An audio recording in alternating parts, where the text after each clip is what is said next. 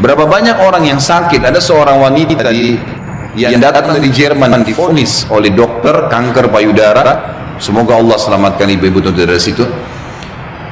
Itu divonis oleh dokter, ini sudah nggak bisa, sudah sangat ganas, dan ini menurut medis kalau tidak salah itu kisahnya tinggal 2 minggu umurnya. Maka dia bilang sama suaminya, muslimah kebetulan dan muslim suaminya, tapi tinggal di Jerman. Dia bilang, saya ingin menghabiskan umur saya di Mekah aja. Ini sudah jelas dokter vonis 2 minggu, saya mau pergi ke sana. Suaminya ikutin, 3 hari urus visa, tiket segala, berangkat. Ringkas cerita, dari 14 hari waktu yang divonis oleh dokter, 3 hari sudah habis pengurusan visa dan proses berangkat sama 4 hari kurang lebih. Jadi sekarang tinggal 10 hari.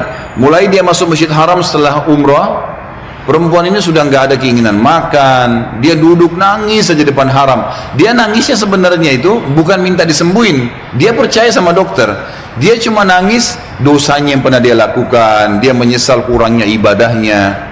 Setelah 4 hari berjalan dari 10 hari sisa, dan ini dia akan tinggalkan Mekah hari ke 6 hari dari setelah, jadi tinggal 2 hari lagi.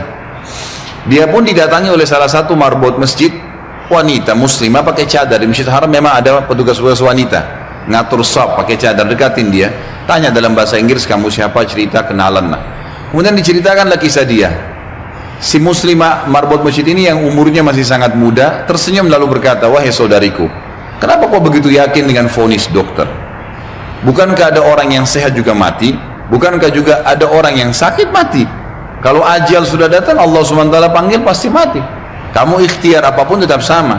Tapi dalam agama kita dianjurkan ikhtiar. Coba di sini di Masjid Haram, selain doa yang kamu lakukan, kamu bisa minta disembuhkan, ada air Zam-Zam yang dijanjikan oleh Nabi SAW, sebagaimana sabdanya, Zam-Zam liman syuribalah. Zam-Zam sesuai dengan niat orang yang meminumnya. Kenapa kau tidak coba minum Zam-Zam itu, berdoa sama Allah? Kata perempuan ini, saya seperti baru dapat air segar yang sudah dari dalam keadaan saya luar biasa hausnya, bingungnya, nggak tahu harus ambil langkah apa. Dia bilang, baiklah kalau gitu. Dia bilang mulai semenjak itu dia minta sama suaminya ditunda beberapa hari pemberangkatan sampai hari ke-13 lah dari 14 hari itu. Dia bilang tiap hari saya cuma minum Zam-Zam, nggak makan, nggak minum yang lain. Tiap hari sambil berdoa kepada Allah Subhanahu Wa Taala. Pasrah udah, apa yang terjadi sudah berdoa sama Allah. Hari ke-13 dari 14 hari itu dia pulang ke Jerman. Dari bandara langsung ke tempat dokter, telepon dokternya sudah siapin ruangan ICU, mau dicek segala macam dan seterusnya. Begitu tiba di sana, dicek, difoto, dokternya kaget. Hilang semua, kanker itu hilang total, nggak ada sama sekali. Lalu kemudian dokternya didudukin dia sama suaminya, dia tanya, Anda ini selama 2 minggu kemana saja? Orang ini Nasrani, Katolik dokternya. Dan kebetulan dokter ini sudah lama mau masuk Islam.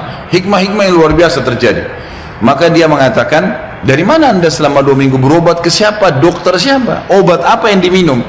Dia bilang tidak ada, kami seorang muslim dan kami berangkat ke Mekah, saya minum air Zam-Zam gitu kan.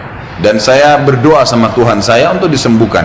Kata dia, selamat, kanker ini belum pernah dalam sejarah dokter bisa sembuh, tapi ini hilang sama akar-akarnya gitu kan. Si perempuan tersebut menangis, suaminya menangis, bersyukur sama Allah. Yang anehnya, yang luar biasa pada saat itu, si dokter mengatakan, Bapak Ibu perlu tahu, dikeluarin Quran terjemahan dalam bahasa Jerman dari lacinya. Dia bilang, saya sudah pelajari Islam 10 tahun. Saya ingin mencari sesuatu yang menyentuh hati saya supaya saya mau ngandut Islam. Tapi belum ada sesuatu yang berat. Tapi kejadian ini karena bidangnya dia tahu, dia spesialis kanker payudara. Dia mengatakan ini ya sudah cukup membuat saya syahadat. Maka dia syahadat lagi. Maka kita bisa lihat bagaimana keyakinan yang sedang kita bahas ini bukan main-main. Ini cuma contoh sebagian kecil ya. Terlalu banyak contoh yang seperti ini, terlalu banyak keajaiban-keajaiban yang luar biasa. Mudah-mudahan pada saat terlintas kisah apa saya akan sebutkan nanti.